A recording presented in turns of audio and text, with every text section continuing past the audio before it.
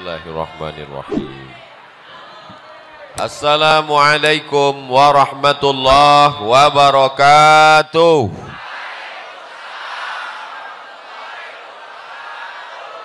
Siang ini berkumpul bersama orang baik di tempat yang paling baik, di majelis yang terbaik.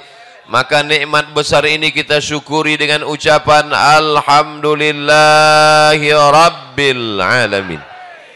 Kita dipersatukan oleh Dia yang patah giginya, berdarah pelipisnya, berdarah tapak kakinya untuk menyampaikan iman Islam kepada kita. Tak dapat kita balas selain ucapan Allahumma salli ala Sayyidina Muhammad wa ala ali Sayyidina Muhammad.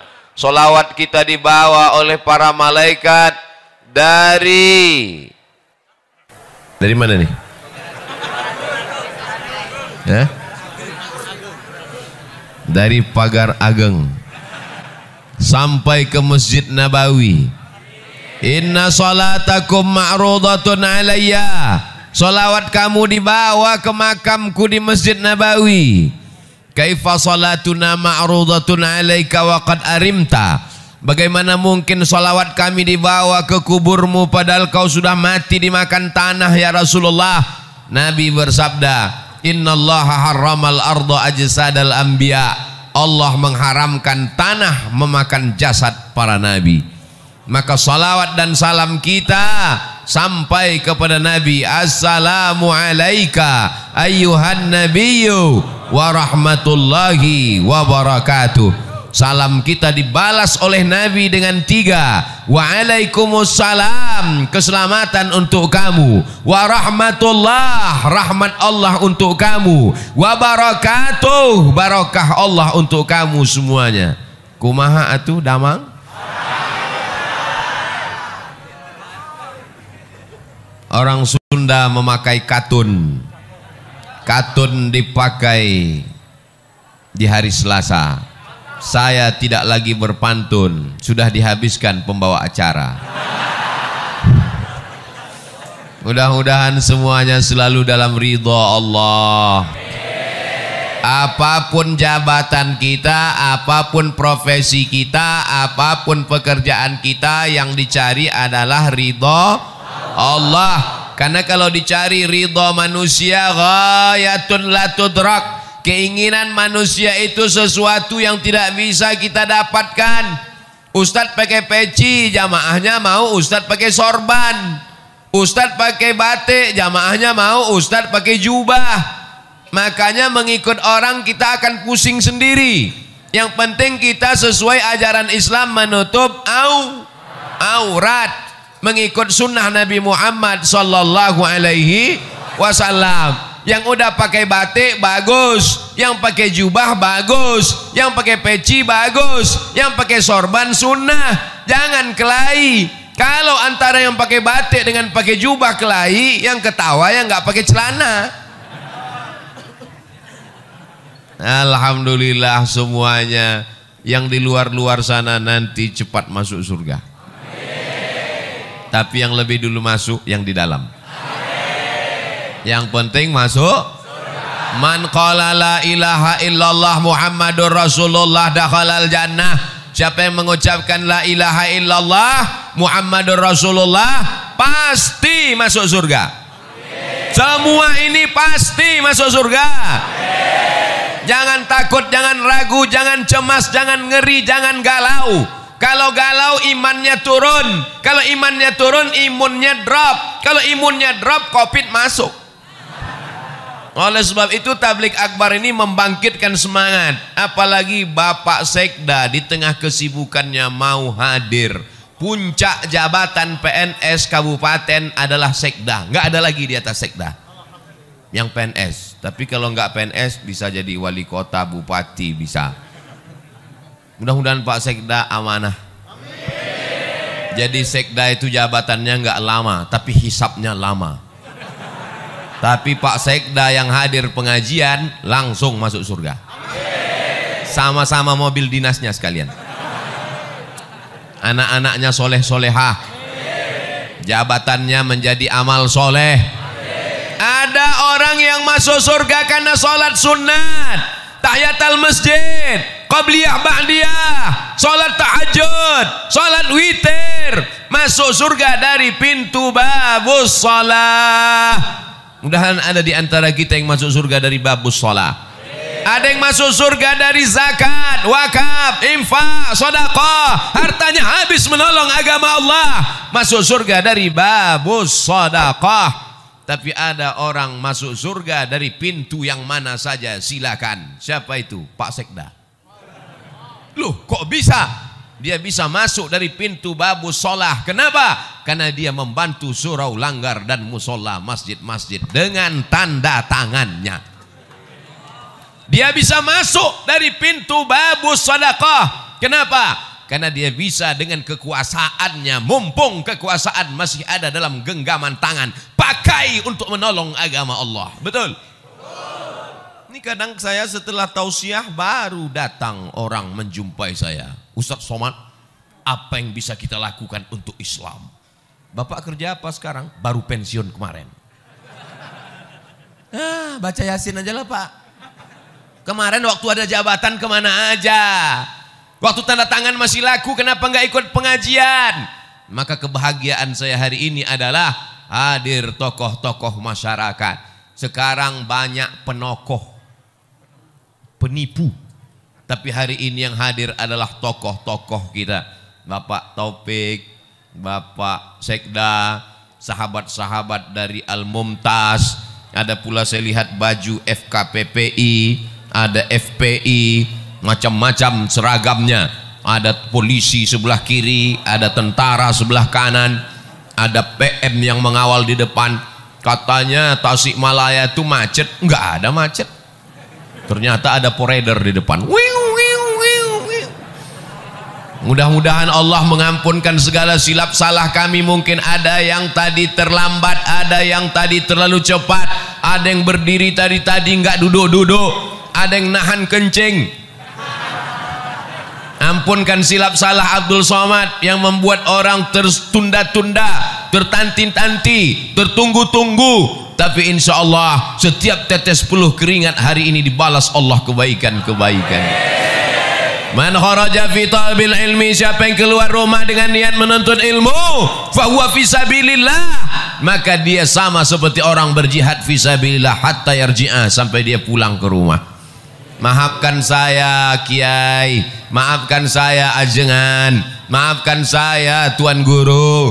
Abdul Somad tidak sopan, mungkin kurang adab. Ustaz Somad nanti kalau ceramah di bumi Pasundan, di bumi Sunda, tolong suaranya jangan keras-keras. Mereka bukan seperti orang Sumatera. Di Sumatera itu ceramah keras karena banyak gunung, angin kencang. Di Sunda harus pelan-pelan. Jamaah sekalian, saudara yang dimuliakan Allah Subhanahu wa taala, mau Sumatera, mau Jawa Barat, mau Riau, mau Tasikmalaya, yang penting sama-sama asyhadu an la ilaha illallah wa asyhadu anna Muhammadan. Nabi tegak di atas mimbar, lalu Nabi melihat ke bawah, kata Nabi, aku melihat haud. Haud artinya telaga. Nanti ada yang minum dari telaga ini di padang mahsyar. Telaga itu bernama Al-Kautsar. Inna a'tainakal. Siapa yang minum dari situ ya Rasulullah? Yang minum dari telaga Al-Kautsar itu adalah ikhwani. Ikhwani, kami ya Rasulullah, antum ashabi, kalian sahabat-sahabatku. Melihat aku, makan denganku, perang denganku. Tapi mereka adalah ikhwani, mereka saudaraku. Siapa mereka ya Rasulullah? Amanu bi walam yarawni. Mereka percaya kepada aku, mereka beriman kepada aku, padahal mereka tidak pernah melihat aku. Mereka ada di Kabupaten Tasikmalaya. Ada yang pernah melihat Nabi? Nabi palsu? Kita tidak pernah melihat Nabi. Tapi kenapa mereka datang kemari? Mereka datang ke sini karena cinta kepada Nabi Muhammad sallallahu alaihi wasallam. Walaupun nggak pernah melihatnya, walaupun nggak pernah perang dengannya, walaupun nggak pernah makan dengannya, kita akan bersama dengan dia. Dia yang berjanji, almar'u ma'a man ahab. orang akan bersama dengan siapa yang dia cintai. Kita datang kemari berpanas-panasan, jalan kaki, naik ojek, numpang teman, pulangnya nggak tahu. Maka kedatangan kita kemari bukti cinta kepada Nabi Muhammad sallallahu alaihi wasallam. Apa tanda cinta kepada Nabi Muhammad? Hari ini semuanya datang memenuhi masjid rumah Allah. Ini tanda cinta. Kalau beginilah masyarakat ramai penuh, gimana sholat berjamaah? Betul-betul ini kota santri, ini negeri 1000 pesantren, ini negeri berjuta-juta santri. Kita pertahankan ini sampai hari kiamat. Siap mempertahankan negeri ini menjadi baldatun thayyibatun wa rabbun ghafur sampai hari kiamat? Siap kita pertahankan masjid tetap ramai sampai hari hancur dunia? Emang yakin kita hidup? Kita akan mati. Paling lama umur umat Nabi Muhammad baina sittin wa sab'in, 60 tahun, 70 tahun. Kita akan mati, bapak akan mati, ibu akan mati, pejabat mati, orang kaya mati, Ustaz Somad belakangan. Kita semua akan mati, tapi masjid ini akan tetap diramaikan. Siapa yang meramaikan masjid ini? Itulah anak-anak yang hari ini digendong ibu. Itulah anak-anak yang hari ini nangis kepanasan. Itulah anak-anak yang berada di atas. Mereka yang akan meramaikan masjid ini 20-30 tahun yang akan datang. Takbir. Apa yang kau tanam, itu yang akan kau tuai. Betul? Kalau kau tanam padi, maka padi juga. Kalau kau tanam cabai, cabai juga yang akan kau petik. Kalau kau tanam rumput, tidak akan mungkin berbuah padi, guys. Bisa dibuat slogan baju kaos: tanam padi, panen padi, tanam cabai, panen cabai, tanam rumput, panen rumput, guys. Saudaraku yang dimuliakan Allah, maka tanamlah hari ini padi, supaya 20-30 tahun akan datang yang muncul adalah ulama-ulama, yang muncul adalah ajengan-ajengan, yang muncul walaupun dia sekda, walaupun dia bupati, walaupun dia camat, walaupun dia kades, tapi dia tetap menolong agama Allah. Casingnya boleh pakai jengkol, ada jengkol besar di sini. Casingnya boleh baju tentara, casingnya boleh baju polisi, tapi dia menolong agama Allah lebih baik daripada baju koko isinya setan. Betul? Jangan tersinggung. Yang tersinggung berarti setan. Sallallahu ala Muhammad, sallallahu alaihi wasallam, sallallahu ala Muhammad, sallallahu alaihi wasallam. Ya Nabi salam alaika, ya Rasul salam alaika, ya Habibi salam alaika, salawatullah alaika. Mudah-mudahan ibu-ibu yang berselawat anaknya mudah lahir. Mudah-mudahan anaknya dijaga daripada wewe gombel. Mudah-mudahan suaminya tidak dilarikan pelakor. Mudah-mudahan yang belum hamil segera hamil. Nikah dulu. Saudaraku yang dimuliakan Allah Subhanahu wa taala, jangan bersedih rezekimu tidak lancar, bisa puasa sunat. Jangan sedih kena PHK. Allah akan memberikan balasan di masa akan datang kalau kau sabar. Kau belum ada apa-apanya. Dulu mereka kelaparan sampai putih biji mata mereka menantikan makanan. hari ini masih ada saudara-saudaramu, insya Allah akan menolong engkau. Kalau kau lapar, Allah akan mengenyangkan engkau. Syaratnya apa? Banyak-banyak beribadah. Falyabudu rabbahadzal bait. Banyak-banyak beribadah kepada Allah. Kalau kau banyak beribadah kepada Allah, apa balasannya? At'amahum min ju'. Kalau kau lapar, Allah akan membuat kau kenyang. Kalau kau takut, kalau kau cemas, kalau kau galau, kalau kau ngeri, wa amanahum. Banyak-banyak baca itu. Li'ilafi Quraisy إلافهم رحلة الشتاء والصيف فليعبدوا رب هذا البيت الذي أطعمهم من جوع وآمنهم من خوف. Tidak ada kunci menjalani hidup kecuali banyak ibadah. Apakah orang-orang kaya yang rumahnya besar, yang mobilnya mewah itu tenang? Belum tentu. Berapa banyak orang kaya, rumahnya besar, mobilnya mewah, kekayaannya 50 miliar, utangnya 150. Hidup dikelilingi utang. Di rumah itu semuanya utang. Mobil utang. Satu-satunya yang nggak utang cuman istrinya. Waktu akad nikah aku terima dengan mahar sebentuk cincin emas tunai. Oleh sebab itu maka kenikmatan yang besar adalah ketika hati kita masih diisi iman dan Islam, la ilaha illallah.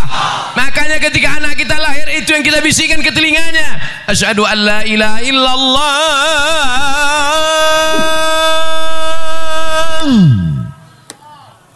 asyhadu an la ilaha illallah.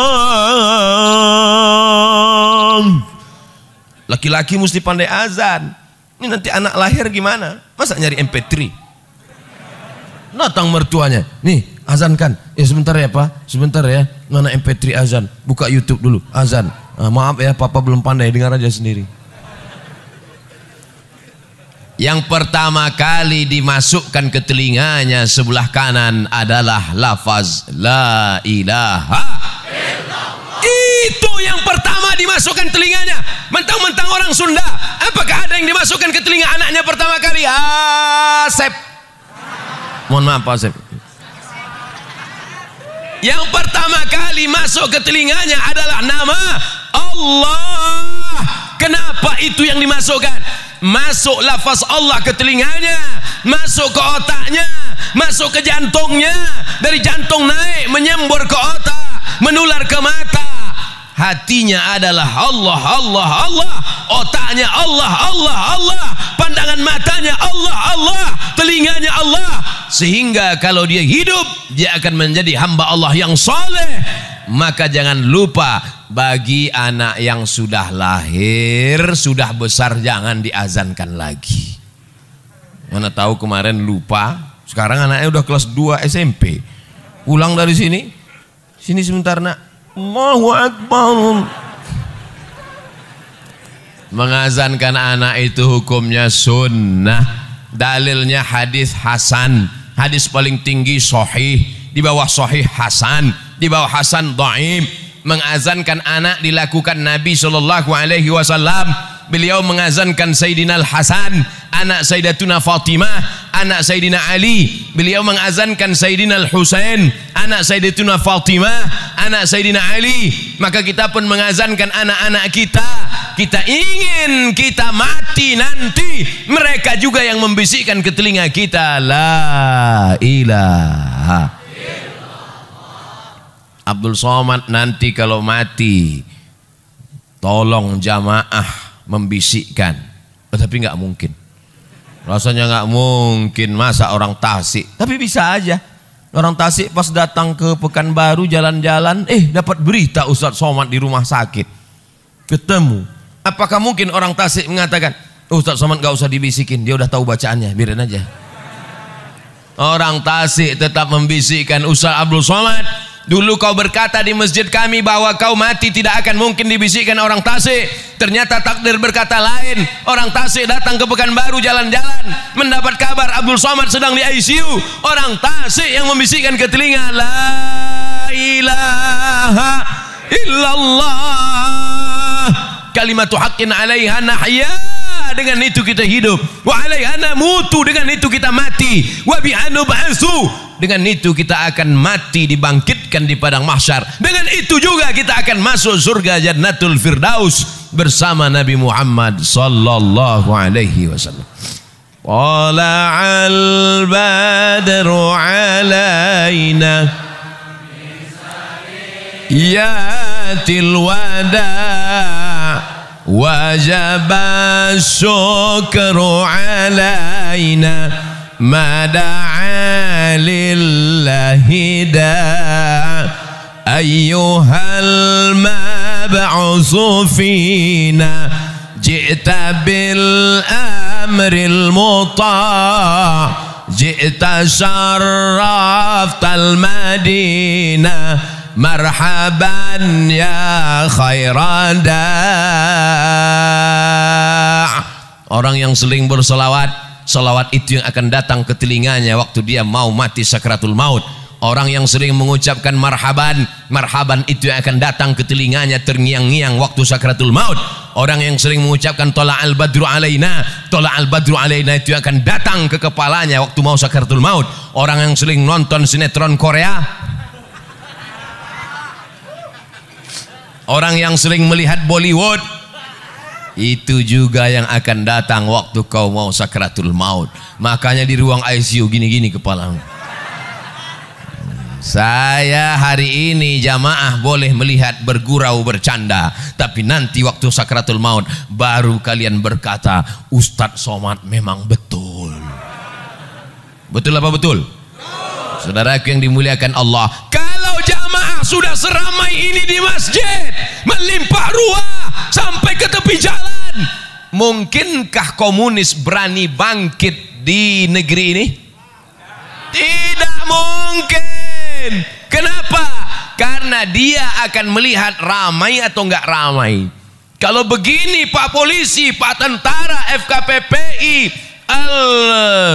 Mumtaz ramai, apakah mungkin tiba-tiba ada orang jadi gila? Tidak mungkin. Kenapa? Karena siapa yang ramai, dialah yang menang. Kita sekarang berada di era demokrasi. Siapa yang ramai, dialah yang menang. Ramai orang di masjid, ramai orang maulidan, ramai tabligh akbar, ramai sholawatan. Mereka lah yang menjadi pemenang. Pemenang dalam urusan apa? Pemenang dalam urusan watawasau bil haq watawasau bis sabr wal asr, demi masa pagi sudah lewat, masa siang sudah lewat, masa petang sudah lewat, tapi masa-masa kita ini bernilai amal soleh di hadapan Allah Subhanahu wa ta'ala. Yang menunggu tadi dari jam berapa nih? Dari pagi. Dari pagi, ha? Jam 9. Terus makan siangnya ditanggung panitia. Ya Allah, jamaah yang menunggu dari jam 9, yang belum makan, yang kehausan, balaslah kebaikan mereka menjadi amal soleh ya Allah. Abdul Somad malu ceramah di depan mereka. Abdul Somad ceramah dalam keadaan kenyang. Abdul Somad ceramah dalam keadaan tenang. Abdul Somad dalam keadaan nyaman, adem ayem. Tapi mereka rela bersusah-susah, rela berlapar-lapar. Mereka lebih dulu masuk surga dari Abdul Somad. Loh, kok diaminkan?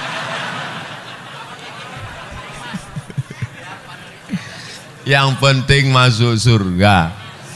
Teganya saya ditinggal. Boleh jadi jamaah ini yang menarik tangan Abdul Somad masuk ke surga. Diaminkan juga lagi. Kita tidak tahu entah siapa yang menyelamatkan kita. Makanya kalau kita berdoa itu bersama-sama. Kita tidak tahu entah dari mulut yang mana doa itu mengetuk pintu langit.